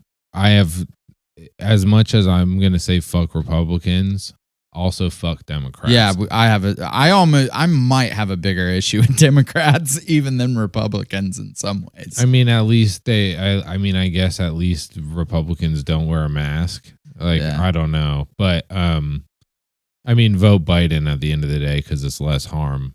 Personally, that's what I believe. Yeah. But, you know, I was disillusioned with politics because, you know, Obama was still fucking bombing people in Syria and shit, right? Yeah. There were still drone strikes killing people that were getting married. That fucking sucks. There's no way around that. So I was really disillusioned with politics. I ended up becoming more conservative just by nature of, like, if you asked me if I gave a fuck about if people were transgender or not when I wasn't in the church, absolutely not. Why the fuck would I even care about that? I would be like, they're wonderful human beings. They're just not the same as me. Yeah. Like, who cares? I didn't have any theory. I didn't know anything about it. I hadn't read any studies. Yeah. I was just like, it's chill. Who cares? I didn't have any problem with homosexuality. I identified as bi at one point in my life. Like, none of that shit bothered me. And then, like, I was in this system that, like, kind of requires you to adopt certain principles. And I did, but I did in these weird ways where I'd be like, well, yeah, maybe this is wrong, but it's only because nobody's actually straight and nobody's actually gay. People are much more complicated than that. And sexuality is a spectrum, and so is gender. And it's like, what am I even talking about? Right? Like, in a Christian worldview, none of that makes any sense. Yeah, for sure. And I was like, I kept creating these incoherent rationalities for things I didn't like about the Bible. Yeah. And that's what I always say, like, I was tangled up. I had all these concepts that were incoherent with the thing that I was devoting my life to. And it would fucking piss me off when I would hear someone say some shit that I knew wasn't true because I had done the research. I had read the studies on suicide rates and fucking how much it hurts people not to be accepted, how conversion therapy or denying your sexuality doesn't fucking work, and it hurts people. Yeah, they kill themselves or it doesn't work. Your family fucking cuts you out. That's not going to help you with anything. Yeah. All this stuff. And then I was like, okay, so my views are radically different. And then, like, as much as I love people, people would say some fucking transphobic shit in those we groups. talked about that with Madeline on her most recent episode. Is like she heard shit that made her feel unsafe. Yeah. You know? And that shit bothered me. Like, Yeah. that shit pissed me off. And I would think about, like, my daughters. Like, a big thing was, like, I thought about if my daughter said, hey, Dad, I'm gay, what would I say? Yeah. And I was like, 100%, I know for this for a fact, I wouldn't say that's a sin. You need to change that. It's called same-sex attraction. It's, you know, don't make it your whole identity. Oh my God, dude. That shit pissed me off so much when it became I hated that shit. a thing in like our church, the same-sex attraction thing, where it's like, well, it's just, you know, like it was like the new aged way of explaining why Christians hated gay people. It's a further way to distance, because the church wanted to frame homosexuality as an identity. Yeah. Not as a predisposition or as a valid way of being. they wanted to frame it as a affliction, right? So it's like Mm. you're not gay, you struggle with same-sex attraction. Yeah, right? Like there's these wordings that You can be use to- attracted to whatever you want. That's not a sin. right? But you're a Acting dude and on you it. suck dick. That's a sin. Yeah, God is not cool with that. yeah, And that, like, oh my God, dude. I had a conversation with a dude after I had left, and I was like, you're a fucking idiot. Uh-huh. I do not like you, and don't bring this shit up to me again. So I was suffering all this tension of like all this shit that I didn't agree with. And then I was in I don't know. I don't want there's certain stuff I don't like necessarily want to get into just because of other outside factors, but like I had a lot of cognitive dissonance of like I have these values, but there's these things that I have to do or these things that I'm supposed to believe. And when people would tell me like, well, if my son came to me and told me he was gay, I would say, here's the Bible, read it and come to your own conclusions. But it's like, I mean, that's just not good enough for me. I couldn't say that to my daughter. I would say, the Bible's a fucking old ass book. Who knows? yeah. And then I would say maybe I should leave this religion, which I did because I was like, I don't agree with this stuff. And a big thing that stuck out to me is like, I mean, there's a whole bunch of problems I had, right? The Tower of Babel. I was like, that story always sticks out to me as like, this is fucking nonsense. Yeah. But like with homosexuality specifically, you're like, okay, you look at the studies, right? In families that like kids aren't accepted by their parents Yeah. for their sexual orientation, the suicide rates are super high, right? Yeah. And you're telling me that an all-loving God who knows the future wrote in the Bible homosexuality is a sin, knowing that all of those parents were going to reject their kids, knowing that fucking Westboro Baptist was going to protest funerals and say, all the awful fucking shit they said in the name of you, right? In your name because of what you put People in are this going to book. die because of you. Yeah. So why did you put that in the book? Why? Yeah. Just leave it out. Yeah. You could have put so many other things in the book. That's the thing that you inspired, that you said, this is my truth. And I was like, you know what? Fuck that. Yeah. That's not the God I was sold. That's not the God I learned about. Yeah. And if that God is real, he'll reveal himself to me, right? Because he's all loving. Yeah. So like what I got to was like all this shit that people tell me to do of like pray, read, that's not working for me.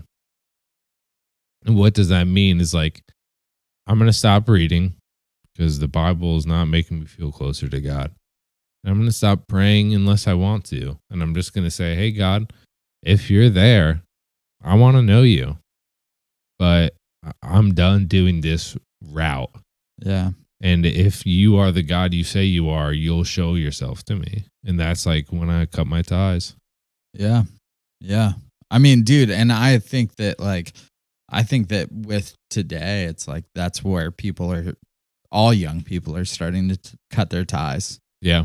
Is like social issues and shit with the church and like human rights. Like we have homies right now that like are saying that they have problems with the human rights in the Bible. And the first thing I say to them is like, yeah, it's shitty. Yeah. Like human rights in the Bible is non-existent, except for, God's chosen and shit like that. Yeah. Like, Yeah. the men after his own heart that like can brutally murder their best friend's wife or best friend and then fuck his wife, like King that's David. cool. Like I'm named after that prick. Like and yeah, man, I like so how was stepping out? Was that did you have trouble with that? Not really. Like I was ready to do it. Like the hardest thing was me and Teek's relationship and navigating that. Like, I told one of the leaders of the group that I'm close with to this day. I said, "Hey, man,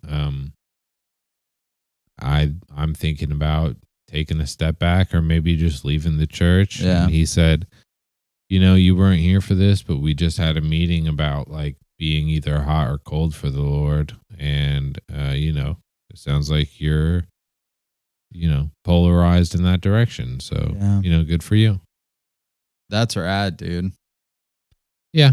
I don't know. I think Fine. that's awesome. Like that nobody you didn't- gave me shit. So I know. I got shit on my way out. It Yeah. was rough, dude. So I'm glad that didn't happen. there's like some tension with like, the kids and, Teek wasn't sure what she wanted to do. And I think she's still not exactly sure where she is or what she wants to do. But it was hard for her. It wasn't like an easy, like, she was like, what does this mean for our marriage? What does this mean about our relationship? What does this mean about what we teach our kids? Like all these things.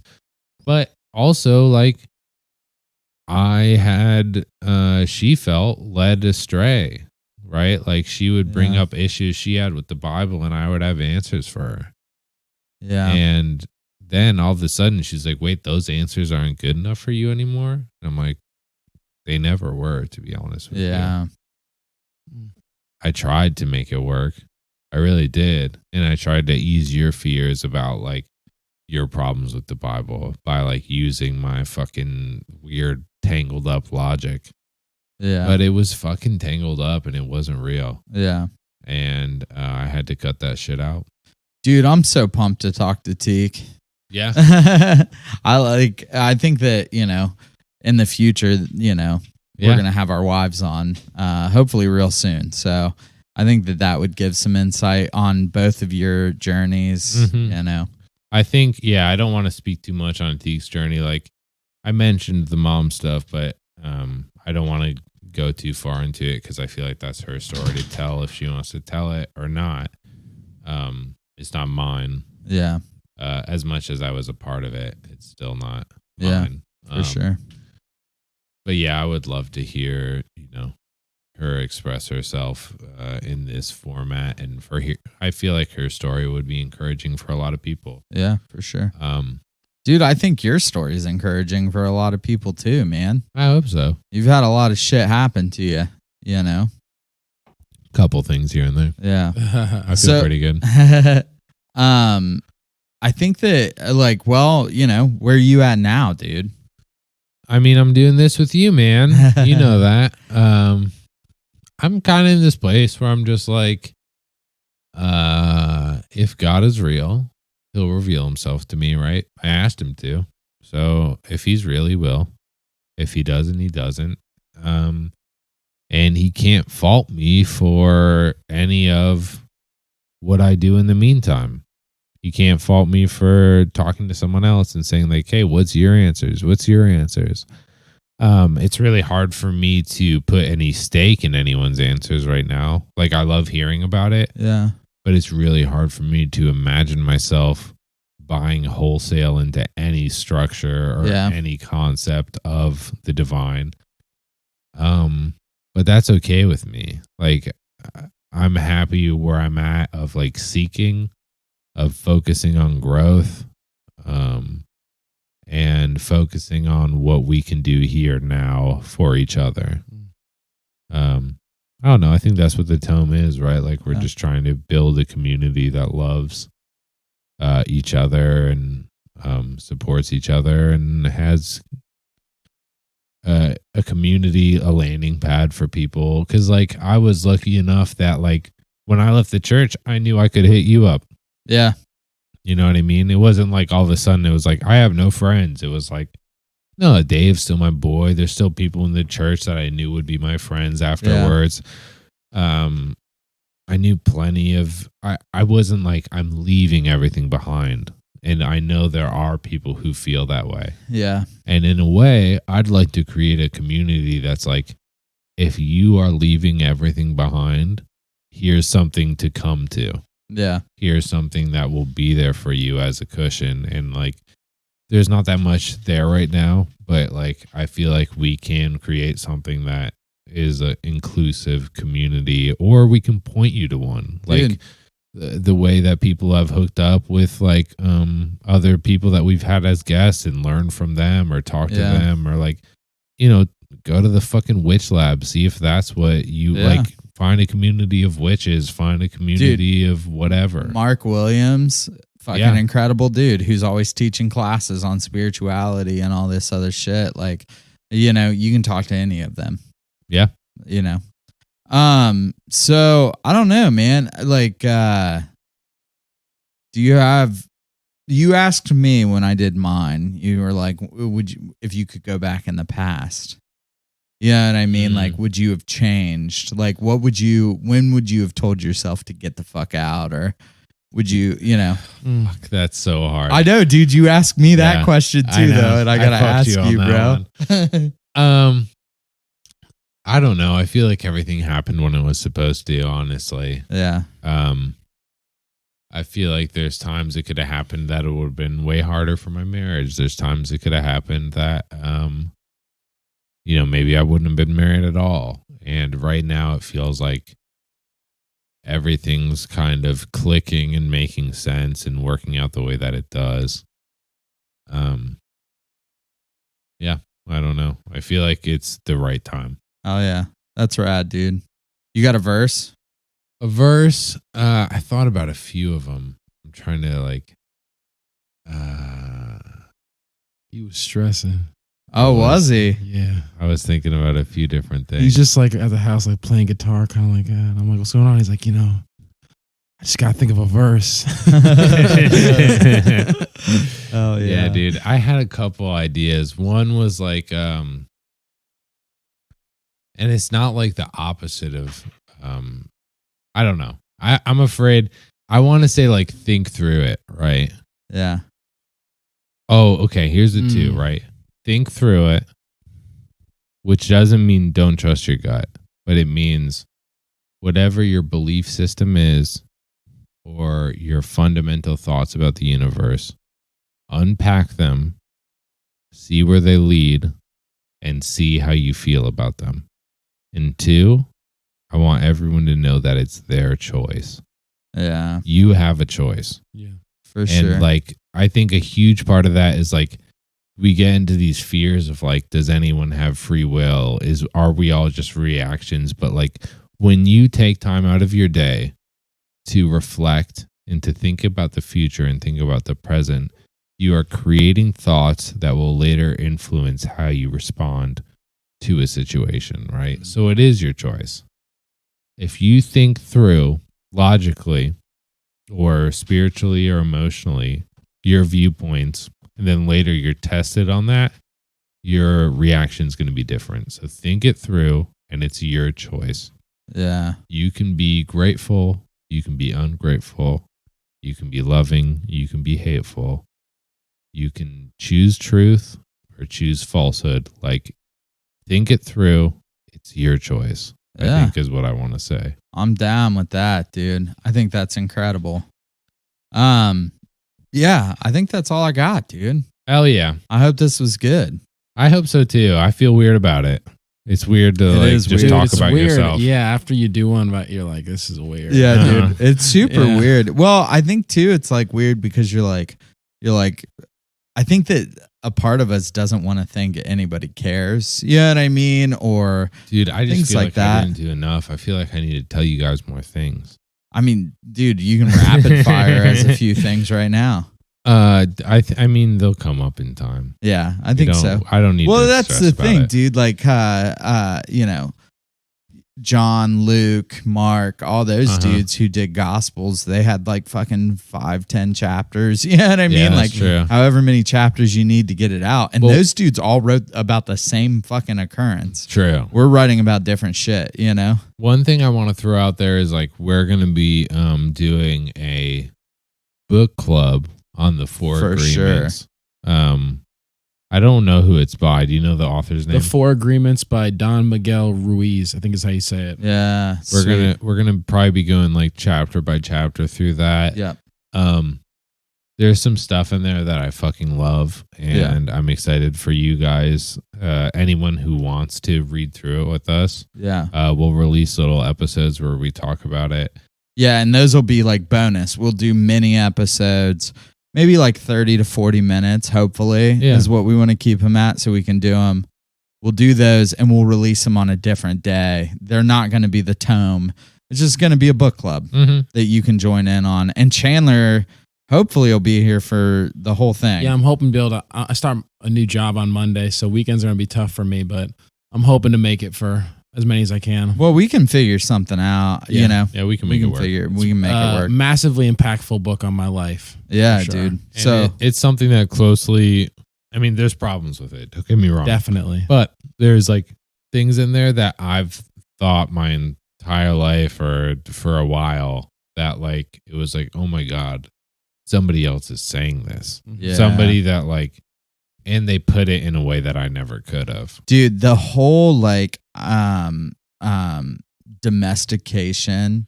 So I've only read the first chapter, you know, so that's what I'm talking about. But the whole like domesticating of humans, Yeah. that whole like thing like got me fired up. Definitely. That's some 'Cause Dave shit too. I was for just sure. like, this is what fucking happens to us.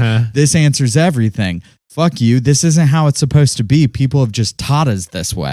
You know what I mean? Like, I think it was super rad. Yeah. And hopefully we do a really good job of it. Maybe we can get the author on. That would be rad. Dude, that would be I'll just crazy. reach out to him and Dude, be like, my hey, guy, dude. Don Miguel, I'd fucking trip. Dude, I would do it, man. Maybe if he hears some of our book club. But I think that, yeah, it'll be rad. So I don't know exactly when that's all going to come up. No, we don't know anything. We don't know. We're just giving you like the keys to like, yo, hey, we are reading this book right now. We're going to put out a series on it. Yeah. You can buy the book. Get the book. It's and then really you can go easy to read. you can go chapter by chapter with us. Like we'll be able to. The audiobook is 2.5 hours. Yeah, it's That's like light work. I think it's 170 pages on my iPhone. Nothing. Yeah, you can You read know the what I book. mean? You could read the book in a day if you like. Yeah. If you're a reader, you could read it in a day. Yeah, for sure. But we're just gonna throw in our shit because it seems like, I mean, what's he talk? Who are the people group that he talks about at the beginning of the book? Toltecs. The Toltecs. So he talks about these people who got together and were like, we're going to like talk about the secrets of the universe, you know, and shit like that, and like just philosophize together and shit, and like share religion, you know. And when I was reading that, I was like, damn, dude, that was like the first chapters of the tome, you know, like yeah, dude. yeah. It echoes so, a lot of stuff from the tome. so I think that it fits with us a little bit, and we'll tell you what we hate and what we love. Yep. So Oh yeah, I got some stuff I hate for sure. yeah, dude. Yeah. So we're gonna be doing that. So pick up that book, and then we'll talk about it, and you'll learn more in the Fuck yeah. future here. I also think that we are gonna do episodes with our wives. Yeah. That should be like 3 episodes away, Yeah. you know, or hopefully. something like that from here. Yeah. And then yeah, we love you guys. Hell yeah. Follow us on everything at Tome of Chaos Podcast. Send us emails at tomeofchaospodcast@gmail.com. Yeah. Leave us reviews on iTunes. Give us 5-star ratings. Let's fuck up that dumb bitch from Duck Dynasty. Yeah, Let's dude. shit Yeah. all over Joel Osteen. Yeah. Fuck Fuck Joel that Osteen. guy. Yeah. I'm all Yeah. about peace and love, except for when it comes to There's a people that need flood. to get shitted on. Yeah. Let people in your church. There's a flood outside. I mean, that's old news, but yeah, shit. That's all I know. dude, I'm sure all if- I know about Joel. I'm sure Osteen. if I search Joel Osteen right now, there will be something more fucked up he's done Yeah. than fucking like not Joel- let people in on a flood. Joel- Joel Let 'em in your Osteen church, sent bro. orphans to the California fires to burn in them. I'm sure that probably happened. Maybe, I don't know. You Google it. Don't believe everything we Duck say. Dynasty guy said that. Never mind. Yeah, I wouldn't want to repeat anything. that He's guy a would piece say. of shit.